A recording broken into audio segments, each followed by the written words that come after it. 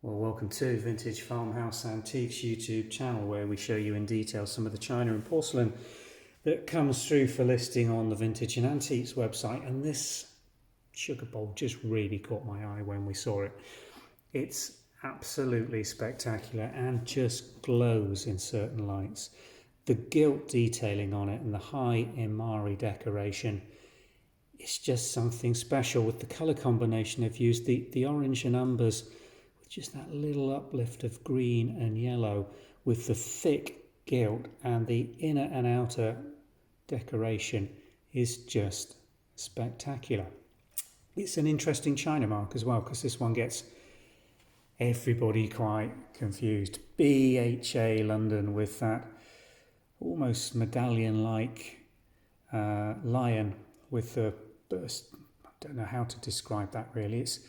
It's characteristic. And BHA, Barnet Henry Abrahams, London, was not a pottery producer or a factory. He was principally a silversmith with a burgeoning business around the start of the 20th century, 1900, 1920s.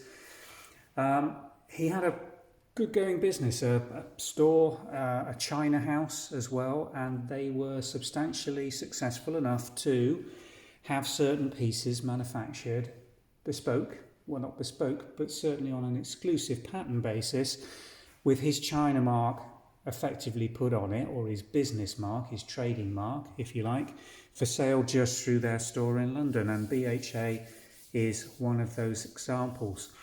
It was being done by Harrods around the same time. We saw Limoges producing pieces for all sorts of people with no Limoges identification marks. Some pieces have got both the factory mark and the retailer's mark on it, but this one is unusual in just having the BHA London retailer's mark.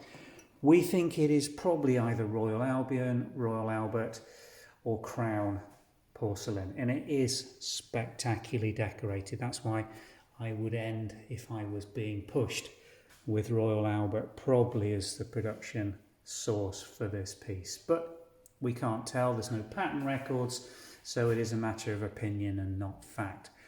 Beautiful Imari, rich cobalt, almost black blues on this, pure white porcelain, this beautiful little swagging detail around here, just that slight pedestaling on the base plate where it just lifts out with the gilt around it. As again, beautiful patina on the base rim with some wear there, dating this to around turn of the 1900s to 1905.